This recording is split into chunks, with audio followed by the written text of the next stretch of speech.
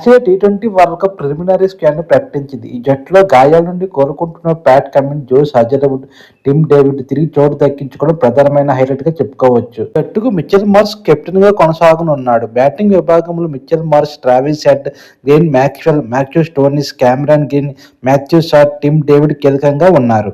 ఆల్రౌండర్గా Cameron Green, Glenn Maxwell, Matthew Stoinis జట్టుకు బలమిస్తున్నారు.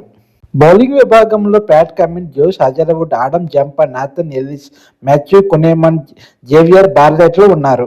Jose Inglis ఒక్కరే wicket కీపర్గా ఎంపికయ్యాడు. యువ ఆటగాడు కూపర్ కన్లేకి టీంలో అవకాశం దక్కింది.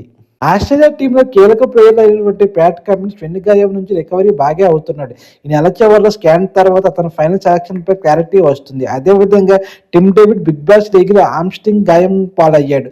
జోష్ హజల్వుడ్ అకిలీస్ సమస్య నుంచి కోలుకుంటున్నాడు.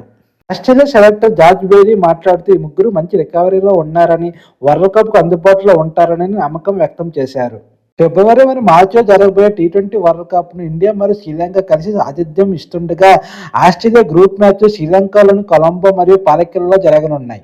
ఐసీసీ నిబంధనల ప్రకారం 2026 జనవరి 31 వరకు అన్ని జట్లు తమ స్క్వాడ్లో మార్పులు చేసుకోవచ్చు. అంటే జనవరి 31కి ముందే ఫైనల్ స్క్వాడ్ని ఐసీసీకి సబ్మిట్ చేయాలి.